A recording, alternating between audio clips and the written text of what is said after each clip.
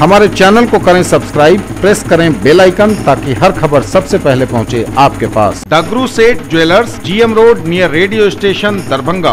20% की छूट making charge पर। Agrawal shopping mall, Ganpati plaza, Lalbagh, Hasan Chowk, Darbhanga. लग्न महोत्सव आप और आपके परिवार के लिए। दरभंगा में खरीदिए अपना flat. Tejaswi's lotus tower, Rajkumarganj near poor home Chowk, Darbhanga. GJ jewellers, Rajkumarganj, Mirzapur, Darbhanga. 25% तक की छूट मेकिंग चार्ज पर। डायमंड पर 20% का डिस्काउंट। खाने का स्वाद अलग अंदाज। Khana Khazana dhaba and family restaurant, Narpati Nagar, NH57, Sakri road, Darbhanga. हर आयोजन को बनाइए खास। करी नाइट्स की पेशकश। Shubh nights banquet hall, Bela मोड़ से आगे, मिथिला फ्लावर मिल के निकट, दरभंगा। मसरफ बाजार लूट और हत्याकांड से जुड़ी है यह बड़ी खबर। मसरफ बाजार लूट कांड में मोटरसाइकिल के रजिस्ट्रेशन नंबर से अपराधी की पहचान कर ली गई है। गिरफ्तारी के लिए की जा रही है छापामारी। नगर थाना क्षेत्र के शिवाजी नगर के मसरफ बाजार में सोमवार की देर रात हथियार के बल पर लूट की घटना को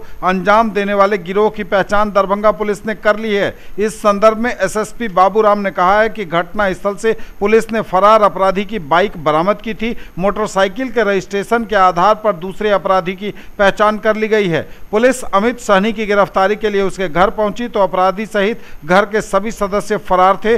आसपास के लोगों से जानकारी ली गई तो पता चला कि अपराधी अमित सहनी की बहन और भाभी अपने पड़ोसी के यहाँ छिपी हुई है। पुलिस ने उन दोनों को हिरासत में लेकर पूछताछ की तो पता चला अमित सहनी आवारा किस्म का लड़का है। इन लोगों का कोई आपराधिक इतिहास नहीं है। पुलिस फरार अपराधी की गिरफ्तारी के लिए छापेमारी कर रही है। बताते चलें, नगर थाना क्षेत्र के शिवाजी नगर के मसरफ बाजार में सोमवार की देर शाम नारायण गामी अपनी दुकान बंद कर घर लौट रहे थे। इसी क्रम में बाइक पर सवार दो अपराधियों ने हथियार के बल पर रुपए और दुकान के चाबी रखे बैग को छीनकर फरार होने में कामयाबी हासिल कर ली। इसे देखकर एक स्थानीय युवक दीपू ने पीछा किया, जिस पर अपराधियों ने गोली चला दी। इस घटना में एक युवक की मौत हो गई थी, जबकि एक अपराधी को पीट कर लोगों ने घायल कर दिया, जिसकी देर रात अस्पताल में मौत हो गई। तो बड़ी खबर यह है कि मसरफ बाजार लूट और हत्याकांड में अपराधियों की पहचान हो गई है। जल्द होगी उनकी गिरफ्तारी, बोले SSP बाबूराम। हुई थी, लूट का प्रयास करने की कोशिश की गई थी दो अपराधियों के द्वारा। इसमें एक युवक ने काफ़ी बहादुरी से प्रतिरोध किया था और इनको गिरा दिया था, जिसमें गोली लगने से हालांकि उसकी रात में डेथ भी हो गई DMCH में। और जो अपराधी था उसको भी भीड़ ने काफ़ी मार दिया था, उसकी भी रात में डेथ हो गई थी। तो घटनास्थल पे अपराधियों की एक मोटरसाइकिल मिली थी और उस मोटरसाइकिल को ट्रैक करके दूसरे अपराधी की पहचान कर ली गई है। रात में उसके घर पर छापामारी हुई थी तो सारे घर के लोग रात में वहाँ से फरार थे। घटना के कुछ देर बाद ही ये लोग अपने मम्मी पापा वगैरह को लेके कहीं शिफ्ट कर दिया था और अपनी सिस्टर को और अपनी भाभी को पड़ोसी के घर में छिपा दिया था।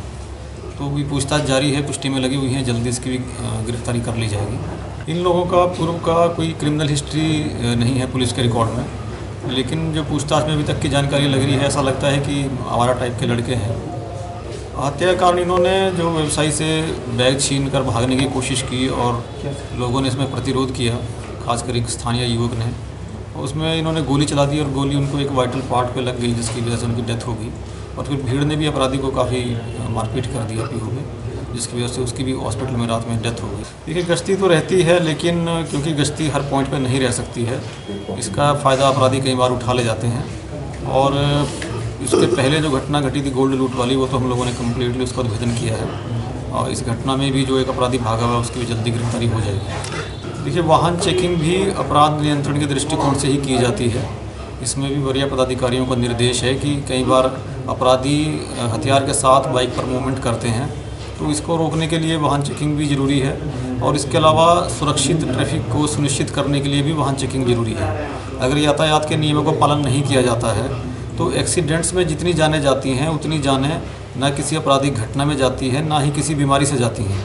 तो उसको लेके भी पुलिस की जिम्मेदारी रहती है कि एक्सीडेंट्स में कमी लाने के लिए यातायात के नियमों का पालन सुनिश्चित करने के लिए वाहन चेकिंग करनी पड़ती है। अपराध में वृद्धि, आप ये कह सकते हैं, कभी कभी कोई घटना ऐसी सनसनीखेज हो जाती है, जैसे कुछ महीने पहले गोल्ड लूट की घटना हुई थी जो शहर में हो गई थी, और कल की ये घटना हुई जिसमें एक व्यक्ति की मृत्यु हो गई। अदरवाइज़ अगर आप पिछले सालों से कंपेयर करेंगे तो आपको ऐसा नहीं लगेगा कि लूट की घटनाओं में कोई वृद्धि हुई है। हालांकि कुछ टाइम में जो लॉकडाउन था उसमें ज़रूर काफ़ी कमी थी, क्योंकि मूवमेंट ही रिस्ट्रिक्टेड था। उसके हिसाब से आप देखेंगे तो वृद्धि नज़र आएगी, लेकिन पिछले वर्षों के हिसाब से अगर आप तुलना करेंगे तो वृद्धि नज़र नहीं आएगी।